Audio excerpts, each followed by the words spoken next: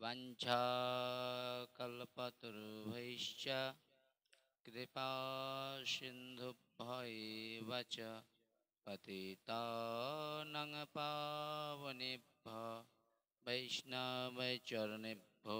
नमो नमः। गदाधर गौरंग श्रीनित्यानंद कृपानिधि साद्वैत श्रीवासादि प्रणबंधो नमः स्तुते।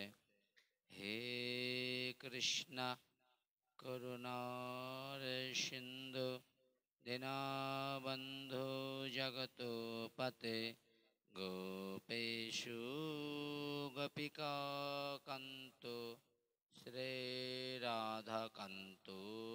नमस्तुते। ताप्तकाञ्चन गौरङ्गिनि राधे वृन्दावनेश्वरि विशोभानुसुते देवी प्रणमामि हरिप्रिये। मिन्दा वै तुलसी देव्यै प्रिया वै केशवस्य च विष्णु भक्तिपदे देवी सत्यवत्यै नमो नमः। मूकं करोति वाचालं पङ्गुलं लङ्घयते गिरिं यत्कृपातमहं वन्दे परमानन्दो माधव। गुरु ब्रह्मा गुरु विष्णु गुरुदेव महेश्वर गुरु साक्षात् परम ब्रह्म तस्मै श्री गुरवे नमः। जय श्री कृष्ण चैतन्य प्रभु नित्यानंद श्री अद्वैत गदाधर शिवासादि भक्तवृंद। हरे कृष्ण कृष्ण कृष्ण हरे हरे हरे राम राम राम हरे हरे। ग्रंथेर प्रारंभे करि मंगलाचरण गुरु वैष्णव भगवान इति शरण इति शरणे है विघ्न विनाशन अनाशे है निज वांछित पुराण सकाल शतार वैष्णवे करी प्रणाम सकलेर चरण दुली दिओ मस्तके आमार संक्षेपे सबाइर चरण वंदना करी मनानंदे प्रेमानंदे बोलुन निताय गौर हरि निताय गौर प्रेमानंदे हरि हरि बोल। जय गोपाल जय जगन्नाथ। सर्वाग्रे परम आराध्य परम करुणार घन विग्रह मोदीय गुरुपाद पद्म सीधा मायापुर चैतन्याश्रमेर वर्तमान आचार्य ओं विष्णुपाद त्रिदंडी स्वामी भक्ति कमल ऋषिकेश महाराजेर श्री अतुल चरण कमले कोटि कोटि भक्तिपूर्वक प्रणाम निवेदन करछि। श्री गुरुदेवेर हेतुकु कृपा भिक्षा प्रार्थना करछि तिनि प्रसन्न हओ। कलिजुग पावन अवतार अवतार सरसार अवतार शिरोमणि श्री सचिर नंदन विष्णुप्रियार प्राणनाथ नदिया बिहारी भगवान श्री श्री गौर हरि जार अपार अनुकम्पाय आमरा सकलेई समवेत हয়েছি श्रीमद् भागवत महापुराण प्रेम भक्तिर महायज्ञेर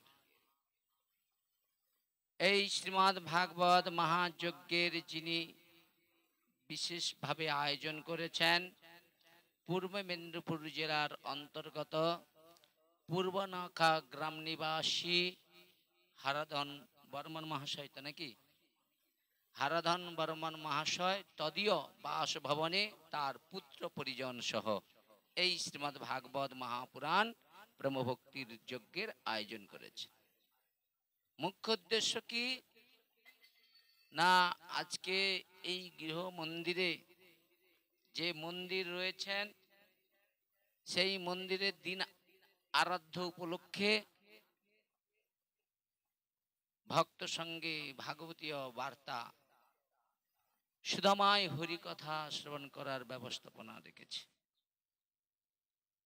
এখন অনেকেই প্রশ্ন করতে পারেন যে ঘরে হরি মন্দিরে দিন ধরা, তার উদ্দেশ্যে আবার ভাগবত কি?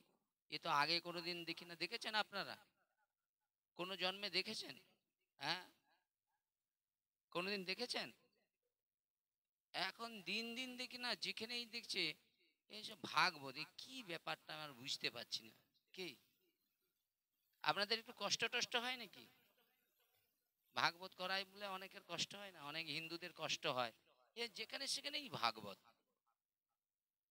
কি মাথা ব্যথা খারাপ হয়ে গেছে নাকি এদের? হয় নাকি আপনাদের কারণ? দেখেন, একটা কথা বলি, আমরা জগৎ সংসারে জন্মগ্রহণ করেছি, কেউ তার বেদ দেখি না। গ্রন্থে কি লেখা আছে তা তো আমার কোনোদিন, সবকিছু আছে ভগবান ইচ্ছায়, পিতা মাতা আমাকে পড়িয়েছে, শিক্ষা দিয়েছে, সবকিছু করেছে, কিন্তু সেই যে ভাগবতকে সেই লাল কাপড় দিয়ে বাঁধা আছে তাকে আর খুলি নাই। বুঝেছেন? এই জন্য ভাগবতে যে কি লেখা আছে আর দেখার দরকার নেই। এদের কি এই শ্রীকান্তের কি সব জায়গায় যেখানে সেখানে কি ভাগবত? এই বাচ্চাটা সর্বনাশ করলো রে। হয়তো হয় নাকি আপনাদের? কি শুনুন, আগে কথাগুলো মন দিয়ে শুনুন, কথা শুনুন, তারপরে ভাগবত শুরু হবে। ভাগবত জিনিসটা কি আগে জানুন। এই আমার ব্যক্তিগত কোনো কথা নয়, ব্যক্তিগত মন্তব্য নয়। ওই চৈতন্য মহাপ্রভু যখন আসেন না, খুব মন দিয়ে শুনুন, চৈতন্য মহাপ্রভু যখন আসেন তখন চৈতন্য মহাপ্রভু এসে দেখলেন জগতে যে ধর্ম টর্ম, জানেন তো এরা কি করে জানেন তো? শিব শীতলার পূজা করে, বুঝেছেন? এরা ধর্ম টর্ম মনসার পূজা এই সব নিয়ে মেতে আছে। এরা ধর্ম সম্বন্ধে কোনো জ্ঞানই নেই। এরা কি জানেন না, শিব শীতলার পূজা করে আর যা খুশি তাই করে। এরা মনে করে জানেন তো এরাই ধর্ম করে, আর আমরা যারা এই সব ধর্ম ছাড়া, বুঝেছেন, এরা লোকের ক্ষতি করে, বুঝেছেন? এসব মা মনসা, বুঝেছেন, পূজা, বক্স বাজাবে, একটু পূজা টুজা হবে, হ্যাঁ, তার এই সব নিয়েই মেতে থাকতো। দেখেন না, এই মা মনসার যে যে পূজা কি উত্তপ্ত, হ্যাঁ, এমন বক্স বাজাবে না, মা তো দূরের কথা, আমাদের দোকানের কাঁচ পাঁচ লুট দিচ্ছে, কি বুঝেছেন? আর বেশ খুব ভালো লাগে, একদিকে ছেলেরা নাচছে, একদিকে আপনার বাড়ির বৌমারা নাচছে। এইগুলোই প্রকৃত ধর্ম। আর আমরা যেগুলো ধর্ম সম্বন্ধে বেদ থেকে বলছি, এগুলো কোনো ধর্মই নয় আপনাদের কাছে, বুঝেছেন? তো সেই জায়গায় দাঁড়িয়ে মন দিয়ে শুনুন, এই ধর্মের কথা আমি বলছি না, স্বয়ং চৈতন্য মহাপ্রভু বলছেন। আপনারা যথেষ্ট জ্ঞানী মানুষ, আপনাদের না বললে বুঝতে পারবেন না। জগতে চারটি প্রামাণিক পরম্পরার ধারা অনুসারে চৈতন্য মহাপ্রভু স্বীকৃতি দিলেন চারটা সম্প্রদায়কে, বুঝেছেন? ওই যে আগে যেসব হতো না, এইসব এইভাবে 17টার সম্প্রদায় ছিল। কতটা? কতগুলো? 17খানা সম্প্রদায় ছিল। চৈতন্য মহাপ্রভু দেখলেন এই সম্প্রদায়গুলো এরা না মুখে বেদ মানে। বেদ মানে বোঝেন? এই যে ধরুন বেদ, এটা আপনি মুখে মানছেন, ইনি মুখে মানছেন, সে মুখে মানছেন, মানলে হবে না। বেদকে আপনার জীবনের সঙ্গে, বেদের সঙ্গে সম্বন্ধ তৈরি করতে হবে। আপনি স্কুলে গিয়েছেন, আপনার পোশাকটা একটা আলাদা থাকবে না? থাকবে না। আপনি ঘরে যেই শাড়ি পরবেন আর কীর্তনে আসবেন সেই শাড়ি পরবেন, তা মানাবে? কিছু মনে করবেন না, একটা কীর্তনের একটা সাজ আলাদা থাকবে, থাকবে না?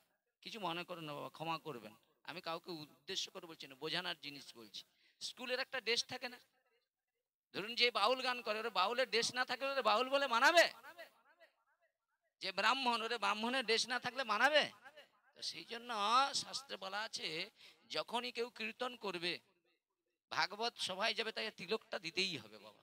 ও ঘরে দাও আর নাই দাও, এই সবাই আইলে তোমারে দিতে হবে, এটা নিয়ম। এবার এখন আপনি বলবেন যে আমার ভগবান আচরণ দেখে না, ভগবান অন্তরটা দেখে।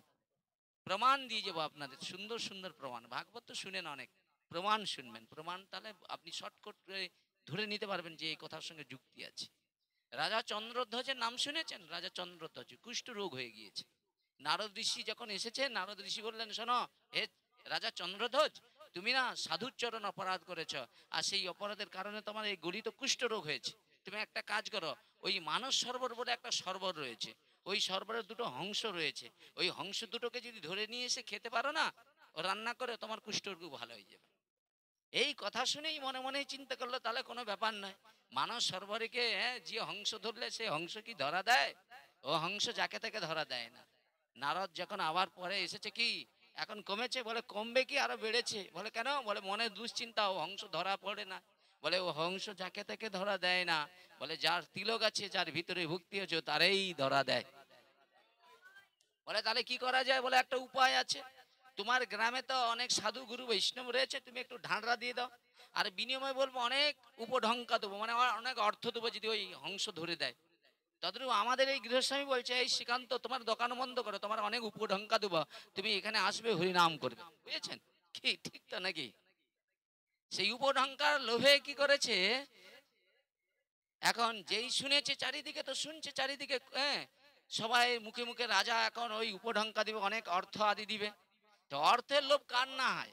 কি এই আমারও হয়, এই দেখেন আমি সাধু নাই, এই অর্থের লোভে সাধু সেজে গেছি। এই সাজলেও ভালো বাবা, অর্থ দেখেন, সাধু হতে হবে না, সাজলেও ভালো। কি সাজলেও ভালো, এই জন্য আমি সাজি বলে লোক গাল দেয়, বলে বলছে সাজাও তো ভালো রে বাবা। কি তো সেই কারণে এখন ওই গ্রামে এক দরিদ্র একজন ব্যক্তি ছিলেন, বুঝেছেন? ও দিন দরিদ্র, খেতে পায় না, ভালো করে সংসার চলে না। রাজার ওই কথা শুনে মনে মনে চিন্তা করলো, আমি আজ বৈষ্ণব সেজে রাজবাড়িতেই যাব, যা হয় হবে। জীবনে সংসারে স্ত্রী পুত্রের ভালো খেতে দিতে পারে না, পরনের পোশাক দিতে পারে না, চোখের জলে বুক ভেসে যায়। বুঝেছেন? কান্না হয়। সবাই চায় তার স্ত্রী ভালো থাকুক, তার পরিজন, তার ছেলে টেলে ভালো হোক, তার কন্যাটার বাড়ির কন্যাটা যেন ভালো বাড়ির জামাই হয়, কান্না চায় এই সংসারে। একজন যদি একজন না, মানে কি বলা যায়, একবার নিম্ন কুলে কর্ম করে, সেও চায় তার বাড়ির কন্যাটা যেন এক রাজাদি রাজের ঘরে যেন জামা, মানে মানে স্বামী পায়। কে না চায়? চায় না? আর আমরা যারা ছেলেরা, আমরা চাচ্ছি রাজাদি রাজের কন্যা যেন আমার বউ হয়। নিতাই গুর রূপ আর গুণ দেখার দরকার নেই, বুঝেছেন? যেটা স্বপ্ন, বুঝেছেন? তো সেই জায়গায় দাঁড়িয়ে ওই ব্যক্তি কি করেছে, একবারে তিলক দিয়ে একবার রাজবাড়িতে চলে গিয়েছে। তো রাজাকে জিজ্ঞেস, রাজা তিলকধারী বৈষ্ণবকে দেখে সশ্রদ্ধা সম্মান করলেন, আর রাজাকেও তিনি প্রণাম নিবেদন করলেন। এই হলো বৈষ্ণবের গুণ। একজন আরেকজনকে প্রণাম করলে আরেকজন প্রণাম ঘুরিয়ে দেয়নি, তাই গৌর হরি বল। এরা সবাই সমান, উঁচু নিচু যত ছিল প্রেম ভক্তি ভাসাইলা আমার গোরা অবতার। গোরা অবতারে সবাই সমান, কারো প্রতি কেউ রুষ্ট হবে না, কারো প্রতি খারাপ করবে না, যুক্তি দিয়ে মানুষকে সঠিক পথ অনুসন্ধান করাবে। বুঝেছেন? তো ওই ব্যক্তি যখন গিয়েছে, রাজা বলছে, শোনো, ওই মানস সরোবরে দুটো হংস হচ্ছে, তুমি ধরে দিতে পারলে তোমায় অনেক উপঢঙ্কা, অনেক টাকা আদি আমি দান করব। রাজা প্রণাম করেই ওই চলছে, যেতে যেতে রাস্তায় যেতে যেতে বলছে, আমি তো প্রকৃত বৈষ্ণব নয়, কিন্তু আমি কি ওই আমি হংসকে ধরতে পারবো? আমাদের দারিদ্রতা কি দূর হবে? ও যত ভাবে, ওর অন্তর তত কাঁদে। ওই করতে করতে চলে গিয়েছে মানস সরোবরের কাছে। আর যেই মানস সরোবরের কাছে উপস্থিত হয়েছে, হংস দুটো দেখছে সেই সরোবরে পরম আনন্দে ওরা কি করেছে, জলের মধ্যে বেশ জলকেলি করছে। বুঝেছেন? ওই যে সেই হংস দেবতা কাছে হাত জোড়ে বলছে, হে হংস দেবতা, কৃপা করে আমায় ধরা দাও। যখন ওই কথা বলেছে, একজন হংস বলছে, চল চল, বৈষ্ণবজনকে ধরাই দিয়ে দেই। এর আগে তো অনেকেই আসছে, বৈষ্ণবজন আসছে, ওরে ধরা তো দিতেই হবে। বুঝেছেন? তখন আরেকজন হংস বলছে, বলে জানিস এই বৈষ্ণব ও তিলক সেজে এসেছে, ও কোনোদিন ধর্ম আচরণ করে না, অর্থের লোভে তিলক সেজে। ওই আমরা যারা কীর্তন করে না, অনেকেই কীর্তন করে, দেখবেন এরা ধর্ম আচরণ কিছুই জানে না, কিছুই করে না, একাদশী ব্রত কিছুই করে না, কিন্তু তবু তিলক দিয়ে দেখুন কীর্তন করে 20,000 50,000 কামায়। তো হচ্ছে, কার যায় আসে? যে আগুন নিয়ে খেলবে তার হাত পুড়বে, আমার পুড়বে? যে যার যাই করছে করছে, এদিকে আমার লক্ষ্য নাই। বুঝেছেন? তো সেই জায়গায় দাঁড়িয়ে এখন কি হয়েছে মা? এইদিকে লক্ষ্য রাখো, ওদিকে লক্ষ্য না, ওদিকে যাক। হ্যাঁ, ও পৃথিবী চলে যাক, ভাগবতের সময় ভাগবতের দিকে লক্ষ্য। বাঘ দেখেছেন? দেখেছেন বাঘ? আর টিভিতে দেখেন না বাঘ? দেখেছেন? সবাই দেখেছেন বাঘ। আচ্ছা, বাঘ যখন শিকার করে তার লক্ষ্যটা কোন দিকে থাকে বলুন তো? আকাশের দিকে না শিকারের দিকে? আপনার লক্ষ্যটা ওদিকে থাকলে বাঘ আপনার আধার ছেড়ে চলে যাবে, আসল জায়গায় ডুবে যাবেন, আপনি বেকার আশায় যাবেন। লক্ষ্যটা আমার দিকে রাখুন, বুঝেছেন? চোখটা খুব খারাপ, ওই জন্য যেখানে সেখানে থাকলে হবে না। কান থাকলে হবে না। এইবার আপনাকে আরো সুন্দর তত্ত্ব বলবো কানের সঙ্গে। দেখুন, আপনি শুধু আমাকে খুঁটাবেন, আমি আপনাদের ঢেলে দেবো। যা দেবো না আপনি নিতেই পারবেন না। এই কানের কথা আপনাদের বলবো, দেখেন। তো সেই ব্যক্তিকে দেখে ওই হংস কি করছে, ধরা দিল না। কিন্তু আরেকজন হংস বলছে, দেখ, ও বৈষ্ণব আচরণ করুক আর নেই করুক, বৈষ্ণবের আচরণ দেখতে নেই, বৈষ্ণবের তিলক দেখলে তাকে বৈষ্ণব জ্ঞানের শ্রদ্ধা সম্মান করা একান্তই কর্তব্য। বলছে তিলক দেখলেই তাকে বৈষ্ণব জ্ঞানে শ্রদ্ধা করা কর্তব্য, বুঝেছেন? তো এই হংস বলছে, চল আমরা দুজনে ধরা দেই, বুঝেছেন? তার তিলকের কত বড় একটা কৃপা দেখেন। এইবার উনি বলছে, আমার দেখেন চোখটা কিন্তু ওই দিকে ছিল, শ্রীকান্ত তুমি তো আমার পুত্রের মতো, কানটা কিন্তু আমার ভাগবতে ছিল, কি সুন্দর কথা। কিন্তু ওনার কথা এবার ভাগবতের দিকেই যাওয়া যাক। বিল্লমঙ্গল ঠাকুর আর চিন্তামণি। বিল্লমঙ্গল ঠাকুর ব্রাহ্মণের ছেলে ছিল, আর চিন্তামণি এক বার বনিতা ছিল, বুঝেছেন? ওই দুজনের মধ্যে খুব ভালো সম্বন্ধ হয়ে গিয়েছে, বুঝেছেন? এই সম্বন্ধ এমন হয়েছে কেউ কাউকে ছেড়ে থাকতে পারে না, বুঝেছেন? তো এই নিয়ে বিল্লমঙ্গল ঠাকুর বেশিরভাগ সময়টাই চিন্তার কাছে সময় কাটাতো, বুঝেছেন? ওর সঙ্গে গল্প করা, ওর সঙ্গে সময় কাটানো, এইভাবেই কাটতো। একদিন হঠাৎ খবর এসেছে, ঠাকুর ঠাকুর, কে ভাবে ঠাকুর ঠাকুর করছে? বিল্লমঙ্গল ঠাকুর। বিল্লমঙ্গল বেরিয়েছে, বলছে, জানো ওর গ্রামের একজন এসেছে, বলছে তোমার বাবার, হ্যাঁ, পিতৃ বিয়োগ হয়ে গিয়েছে, তোমার বাবা মারা গিয়েছে। বিল্লমঙ্গল ঠাকুর যেই বাবা মারা গেছে এই কথাটা শুনেছে, চিন্তা ফট করে হাত ধরে বলছে, শোনো ঠাকুর, বাবা মা মারা গেলে না কখনো স্ত্রীর সঙ্গ করতে নেই, এই কটা দিন তুমি এখানে এসো না আর, বুঝেছো? চলে যাও। আর এইসব চিন্তা করো না, বাবার যাতে পরম মঙ্গল হয় সেই চিন্তা করো, ব্রাহ্মণ সন্তান। হ্যাঁ, এইভাবে বাবার আত্মকল্যাণের জন্যই তো সন্তান খুঁজে, পিণ্ড দায়তে পুত্র, বুঝেছেন? তো এই পেট, এই যে আমাদের পেট সাধ্য না, এ বাবা মাকে না এ নরকে নামানোর সাধ্য। এ তো কোনো রিকমেন্ড নেই শাস্ত্র সিদ্ধান্ত, যারা করে এরাও গীতা পড়ে না। গীতা যদি ভগবানের মুখশ্রিত বাণী, তাহলে সব গ্রন্থের কথা ছাড়ো, গীতা তো মানতে হবে রে বাবা। গীতাতে বলা আছে কর্মকাণ্ডের বিধি অনুসারে পিতৃপুরুষের আত্মকল্যাণের জন্য পুত্রদের কি করতে হয়, বৈষ্ণবী মতে নৈমিষারণ যোগ্য করতে হয়। আর আমাদের কি হয়, মাছ খেতে পায়নি, পাড়া প্রতিবেশী কি করে, ওর বাবার সাধ্যে মাছ না করলে পাড়া প্রতিবেশী একটা বোম ফেলে দিবে বাবা। কত জায়গায় গন্ডগোলে জড়িয়েছি আমি। সনাতন ধর্মের মানুষের মাথা তো পুরো শেষ হয়ে গিয়েছে। এরা না কি করে জানো তো, বাবা মা মারা গেলে না অন্যের বাড়ির মারা গেছে, এরা হচ্ছে মদের উৎসব করবে। এ তো সনাতন ধর্ম শেষ। এক ঘরে মারা গেছে, তার ঘরে যন্ত্রণা, এর ঘরে বলে আগে টাকা লিয়ে, এরা টাকা লিয়ে তারপরে তো পুরো হবে। সৎ কাজ করতে যাচ্ছে, অসৎ চিন্তাধারা। এই এত ভাগবত এত কীর্তন, সব পণ্ডিত হয়ে গিয়েছে। আমাদের দেশে ঘরে না সব কথা বলে না। আর শ্রীকান্ত বাবু কি বলবো, সত্যিই তো সবই ভগবানের লীলা। আর কতদিন বাঁচবো, সব তো ছেড়ে যেতে হবে। আমি বলি, বাবা তুমি যখন সব ছেড়ে যাবে জানতে পেরেছ, তাহলে যখন জেনে গেছো তোমার এই দেহটাও ছেড়ে যেতে হবে, এই দেহটা দিয়ে একবার হরিভোজন করো, চলুন একটু ভাগবতে যাই। বলে, সময় কোথায় ভাই? মানে দেখবেন অনেক ঢ্যামনা, দেখবেন বহু ঢ্যামনা এই মুখে এমন কিছু শাস্ত্রজ্ঞ কথা বলবে যেন মনে হবে আমি কোথায় আছি, আমার থেকেও চতুর্গুণ সে জানে, এমন বুঝিয়ে দিবে ভাই, বুঝেছেন? এমন সরল ভাবে বুঝিয়ে দিবে। এই জন্য দেখুন, চাল্লাকি করে ভগবানকে পাওয়া যায় না। ভগবানকে তারাই পায় যারা ভক্তি সহকারে ভগবানের উপাসনা করে। আপনি উপাসনা করবে না, যে উপাসনা করবে তার পিছনে লাগবে। আমাদের হিন্দু ধর্মের সবচেয়ে বড় কি রোগ আছে জানেন তো? কেউ হরিভজন করলে না সবাই নজরটা তার দিকেই পড়ে যায়। আরে কি করে এই বয়সেই হরিভজন শুরু করলো? কেন হরিভজনের বয়স আছে নাকি? ধ্রুব প্রহ্লাদ কোন বয়সে করেছিল? হ্যাঁ, এখনো বিয়ে করলো না, সংসার করলো না, এরই মধ্যেই হরি হরি। এর ঘরে বৌমাটা হায় হায়, এই সংসারে উঠেই ভোরবেলায় দেখি না কি ভগবানের নাম রে, কোথা থেকে নিয়ে আসে বৌমাটাকে। আর যার ঘরে দেখানো মোবাইল ঘাটতিছে কোনো ব্যাপার নেই, বলে মোর ঘরেও ঘাটে তোর ঘরেও ঘাটে, দুইজনই সমান। কিন্তু যদি কেউ হরিভজন করে বাস সমস্যা। এই হলো আমাদের সনাতন ধর্মের খুব সমস্যা।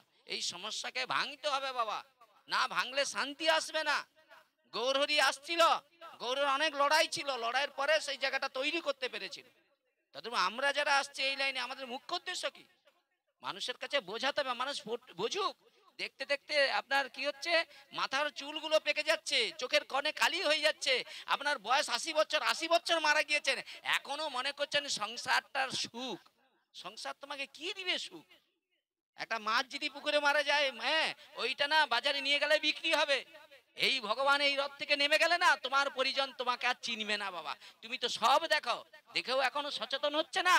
আমার আমার করে চিৎকার করছো, করে যাও, সারা জীবন আমার করো। যাকে তুমি নিয়ে অভিনয় করছো, এটা অভিনয় মঞ্চ। অভিনয় শেষ হয়ে গেলে তোমাকে সব ছেড়ে আপনাকেই গ্রিন রুমে যেতে হবে। সেই গ্রিন রুমটা যদি নরক হয়ে যায় না, আপনার স্বজনজি আপনার উদ্ধার করবে না। আর যদি কোনো সাধু বৈষ্ণবের সঙ্গ করে থাকেন, তার কৃপাতেই আপনি গৌর গোবিন্দের কৃপায় গোলক বৃন্দাবন যাত্রী হয়ে যাবেন। এই জন্য শাস্ত্র বলছে, সেই সে পরম বন্ধু, সেই পিতা মাতা, কৃষ্ণের জন্য যিনি প্রেম ভক্তি দ্বারা। আরে প্রেম তো দেওয়ার জন্য সাধুগুরু বৈষ্ণব কি করে, মানবের কাছে পৌঁছে যায়। কিভাবে? কিবা বিপ্র কিবা সূত্রে নাস্যি কেন নয়, যেই কৃষ্ণ তত্ত্ববেত্তা সেই গুরু হয়। গুরুর কর্তব্য কি? বলে মায়াবদ্ধ জীবকে এই সংসার চক্র থেকে উদ্ধার করে গোলক বৃন্দাবনে, বৃন্দাবনে গোলক বৃন্দাবনে ভগবান নিত্য সেবায় নিত্য সেবক করে দিবে। নিতাই গৌর প্রেমানন্দ হরি বল। এবার ওই মায়ের দিকে কথা, কানটা এই দিকে আছে, কানটা এই বিল্লমঙ্গল। ওরে আমি আজকে এমন সুন্দর বোঝাবো না, সারা লাইভ আমার কথা মনে রাখবে। বলে না, এই একটা বুঝাতে পারে, বুঝেছেন? দেখেন বিল্লমঙ্গল কি করেছে। বেশ কয়েকটা দিন তো পরম একবার চিন্তায়, হ্যাঁ, কিন্তু বাবা ওর ধ্যান জ্ঞান কিন্তু চিন্তা। ওর বাবা মারা গেছে, এদিকে ধান নাই, ওই শুধু যাবে কখন ওই অনুষ্ঠানটা নষ্ট হবে, চলে যাবে। দেখেন, কিছু মনে করবেন না, মা একটা উদাহরণ বলি, কেউ খারাপ চোখে নিবেন না। দেখেন তো ব্রজের যে গোপীদের কথা রয়েছে না, সেসব কথা আমি আপনাদের কাছে একটু যদি তোলার চেষ্টা করি, বলার চেষ্টা করি, আপনারা উপলব্ধি যদি করতে পারেন, তাহলে সহজেই কিন্তু আপনারা বুঝতে পারবেন যে কি বোঝাতে চাচ্ছি আমি। সেই জায়গায় যাচ্ছি যদি ভগবত কৃপা হয়। মহাপ্রভু যে এই বদন থেকে যা কৃপা করবে সেটাই আপনি পাবেন। ভালোটা যদি চান, ভালোটাই পাবেন, বুঝেছেন? এখন বিল্লমঙ্গল ঠাকুর কি করেছে, বাবার শ্রাদ্ধক্রিয়া হয়েছে আজকে। আজকে হ্যাঁ, রাত্রিটা খুব ভয়ঙ্কর, ঝড় বৃষ্টি, হ্যাঁ, প্রবল ঝড় বৃষ্টি, বজ্রপাত হচ্ছে, বুঝেছেন? বিল্লমঙ্গল ঠাকুর মনে মনে চিন্তা করলো, আজ রাতেই আমাকে চিন্তার কাছে যেতে হবে, আর মন চায় না। দেখেন, কিচ্ছু মনে করবেন না, এই সবের খিদা মেটানো যায়, মনের খিদা মেটানো যায় না। মন যে কি জিনিস, একে একে জানা খুব। বড় বড় ঋষিরা মনটাকে কন্ট্রোল করতে না পেরে তারাও অতলে তলিয়ে গেছে, আমি তো তলেই আছি। এই জন্য ভগবান বলল উদ্ধবকে যে, শোনো উদ্ধব, এই জগতে সবাই আমাকে সবকিছু দিতে পারে, জ্ঞানের দ্বারাই, তপস্যার দ্বারাই, বিদ্যার দ্বারাই, সেবা পূজার দ্বারাই জীব আমাকে কত প্রয়াস করছে আমাকে পাওয়ার জন্য। আমি নিত্য মুক্ত, আমাকে কেউ কখনো বাঁধতে পারে না এইসব দিয়ে। কিন্তু শোনো উদ্ধব, আমি নিত্য মুক্ত হলে একজনের কাছে নিত্য ভক্ত। কার কাছে জানো? মন মনা ভব মদ ভক্ত মজ্জজিমাং নমস্কুরু।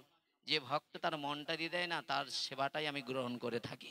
আপনি এত ফল দিয়েছেন, সবকিছু দিয়েছেন, ওই মনটা যদি গোবিন্দ চরণে না থাকে। একটা জমিদারের কন্যা দেখতে অপূর্ব সুন্দর, মাথা থেকে পা পর্যন্ত সোনায় দিয়ে, একবারে মাথায় সোনা, কানে সোনা, গলায় সোনা, সর্বস্ব অঙ্গ সোনা। দেখলে মা লক্ষ্মীর মতো লাগবে, দেখবেন, দেখলে খুব ভালো লাগবে। ওই মায়ের পরনে যদি পোশাক না থাকে, ওর দিকে তাকানো যাবে? মহান আচার্যগণ বলছে, বলে আপনি যতই অনুষ্ঠান করুন না কেন, সেখানে যদি ভক্তি শাস্ত্রের কথা না হয়, ভক্তের চরণ ধুলি না পড়ে, ও বৃথা তোমার ওই অনুষ্ঠান। এ আমায় বললে কিছু হবে না, শাস্ত্র আমার সম্মুখেই বলছে। যেই কর্ম করুক না কেন, সেই কর্মে যদি ভগবানের মহিমা লীলা কথা না কীর্তন হয়, সাধুগুরু বৈষ্ণব না যায়, সেটা বৃথা সম্মানিত ছাড়া আর অন্য কিছু হতে পারে না। পশুরা কি করে জানেন তো? পশুরা কি করে জানেন তো? ওদেরও মহোৎসব হয় না? ওরা কি করে না, একটা বাঘ একটা শিকার তৈরি করে ধরে ওরা মহোৎসব করে না? আমাদের ছেলে মেয়েদের কি হয় জানেন তো? বিবাহতে আমরা মহোৎসব করি, করি নাই? করি। শুধু আমরা কি বলি, স্বামী বিবেকানন্দ বলছে, জীবে প্রেম করে যেইজন সেবিছে ঈশ্বর। প্রেম কি জিনিস জানেন, দেখেছেন? আমরা জীবে প্রেম বলতেছি মুখে, আশেপাশে কি করে কাকে মারবো হত্যা করব তাকে দিয়ে জীবন চরিতার্থ করবো, এই তো জীবে প্রেম বাবা। এসব কথা আমাদের মানায় না সমাজে। আমরা যারা লোকের কাছে বলি না, আমাদের নিজেদেরকে বিবেককে বাজে। আমরা জীবে প্রেম জানি, প্রেম কি? প্রেম শব্দের অর্থ যেখানে সেখানে লাগালা হবে না। আত্মন্দ্র প্রীতিমাঞ্চা তারে বলে কাম, কৃষ্ণেন্দ্র প্রীতিমাঞ্চা ধরে প্রেম নাম। কাম প্রেম দুয়াকার ভিন্ন লক্ষণ, লো আর হেম জ্বলছে বিলক্ষণ। আপনার বাড়ির কন্যাটা পরের বাড়ির একটা ছেলের সঙ্গে রিলেশন করছে, আপনি বলছেন আমার ঘরে কন্যাটা প্রেম করে পালিয়ে গেছে। প্রেম ওটা প্রেমের লক্ষণ, ওটা কামের লক্ষণ। আর প্রেমের লক্ষণ আলাদা। প্রেমের লক্ষণ কি? যাকে ভালোবাসে তার উদ্দেশ্যে, তার সুখের জন্য নিজের জীবনটাকেই উৎসর্গ করে দিয়েছে। বুঝেছেন? এত সহজ নয়। হরি বল বাবা। আচ্ছা বাবা, নিতাই গৌর প্রেমানন্দে হরির ভক্তবৎসল ভগবান ভক্তের মনোবাসনা পূর্ণ করুক। আমিও আজকে মানে কি বলা যায়, আজকে আমিও জানতে পারি না যে আমার হ্যাঁ দুর্ভাগার কপালে এরকম মহৎ সঙ্গ হবে আর ভাগবত কথা কীর্তন করতে পারবো, আমিও জানি না। এরা গৌর গোবিন্দের ইচ্ছা এই গৃহেতে ভগবান। আমি এই গৃহেতে অনেক সাধু গুরু বৈষ্ণব আসছে, আমি আসছি হরি নাম শুনছি, এই বাড়িতে হরি কথা কীর্তন করবে, এটাও আমার অনেক জন্ম সৌভাগ্য। নিতাই গুরু বলছে যখন আমি আছে, যখন গোবিন্দের ইচ্ছা আছে চলো ঘরে বসে কেন হবে, একটু হরি কথা হবে একটু। হ্যাঁ, তো বিল্লমঙ্গল ঠাকুর বেরিয়ে পড়েছে, সব কাজ মিটে গেছে, এবার যাচ্ছে জানেন তো, রাত্রি হয়ে গিয়েছে, গভীর ঝড় বৃষ্টি, ঠিক আছে, চারিদিকে বজ্রপাত হচ্ছে। আরে ভাই বজ্রপাত হয়তো কি আছে, যার দেখবেন এইটা খাওয়ার অভ্যেস আছে না, ঝড় বৃষ্টি বজ্রপাত হলেও সেখানে ছুটি চলে যাবে, যাবে না। তদ্রূপ দেখবেন যার মন যেখানে চায় তাকে সেখানে যেতেই হবে, বুঝেছেন? এই মন কি জিনিস দেখেন, ওই ঝড় বৃষ্টি কিছু নাই। দেখেন খুব মন দিয়ে শুনুন, দৃষ্টান্ত খুব মন দিয়ে বোঝাচ্ছি আপনারা দেখেন। এই দেখেন